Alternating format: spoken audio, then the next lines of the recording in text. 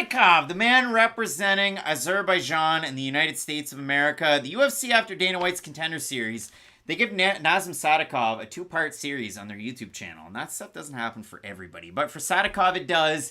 They went to his parents' native Azerbaijan, and I'm sure they hammed it up for the cameras because there were tens of people there.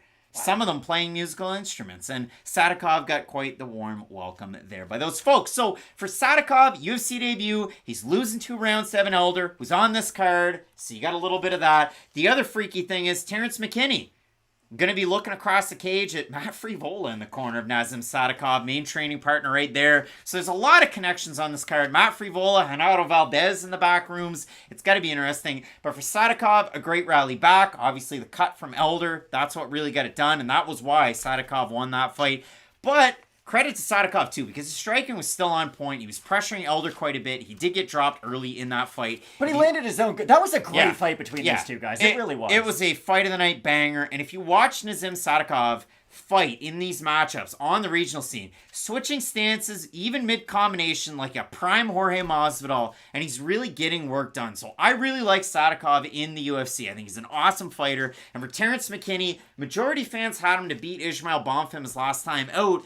He got outstruck, he went for the wrestling, but then he got out-scrambled, and when the rubber met the road, he started to get pressured by Bonfim, and that's when you saw the flying knee that McKinney normally lands, reverse uno'd on him, and he springboarded down to the mat and got finished. So a big rebound here for Terrance McKinney, or he hopes, against Nazim Sadykhov in an absolute banger of a fight. This is an incredible fight, but I kind of want to open my portion with this. It's just sort of an open-ended question. We have seen a transition of a lot of guys who have a wrestling base, not always fall in love with their hands, but just become much more striking oriented and get away from some of that base. Do you worry that Terrance McKinney is kind of following in the footsteps of a Josh Koscheck, a Johnny Hendricks perhaps? Because I'm going to bring up another fight or two that's going to kind of disprove my point. Robbie Lawler was able to do it, and he got to the top of the mountain, and he stayed at the top of the mountain for years and years and years. Robbie Lawler didn't have a 7-second knockout that put him all over the internet.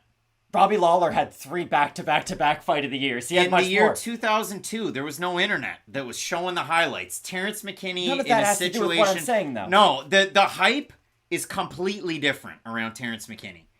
That's not my point, though. My point is, do you think he is becoming maybe not a lesser version of himself? Because I do think he can still get work done with his power on the feet if he's able to land some of those big power shots. But if he is just getting into a lot of these wild brawls, and if he is eating a lot of damage because of it, and not necessarily using all of his skill sets at the proper times, because you bring it up, we did see the wrestling against Bonfim, but it wasn't like he was blending in his striking with his wrestling and putting the two together perfectly. I just think for McKinney, the skills are there. It's just always a matter of, can he finally blend them together and have success? And it's going to be really tough for McKinney too. I mean, obviously we're this far into the UFC tenure. There's been great wins.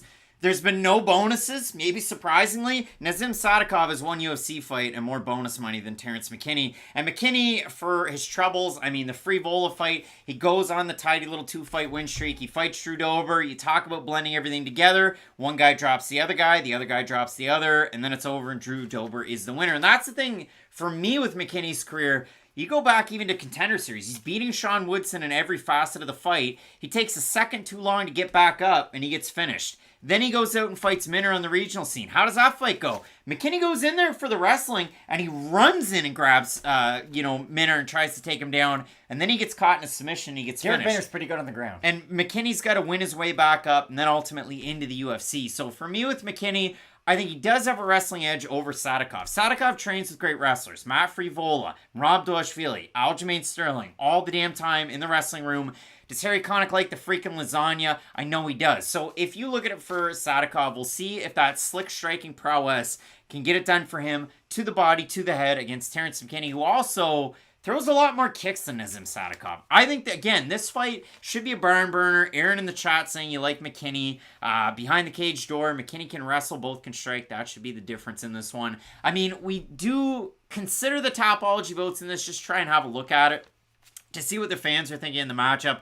I'm thinking that more of them are going to be going with a guy like Nazim Sadykhov than they are for Terrance McKinney in this fight. So I'm going to say over under 70% Sadykhov here. Probably under. Probably under. And it's the opposite. 1,178 total votes, 53% McKinney, 63% by knockout for the 47% that have Sadykhov. Again, another large majority have him to win by knockout, 74%. So the fans see a knockout coming, and the fans really like Terrance McKinney. Are you picking McKinney in the fight?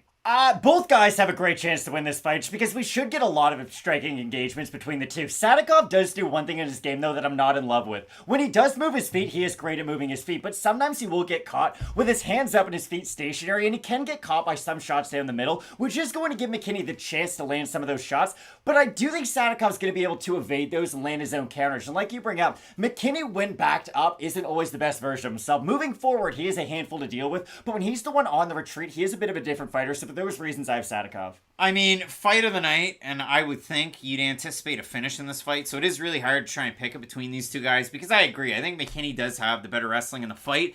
I just like the footwork out of Nazim Sadykhov a little bit more, and that's why I have him in this one. I think hand speed is a big deal in this one, the kicks from both guys, but we already touched on which party's more liable to throw them. That should play, but Matt, I think this is going to be an awesome fight. Both of us in this one going with the Black Wolf, Nazim Sadykhov. It's an original nickname. Only Ali Askab Hazariev had it first. Some big-time fights in this card, Matt. The next one, a guy who likes potatoes taking on a guy from Argentina. You're not going to want to miss it. Keep it locked in with Fight Night Picks, we always say. Let's get into it.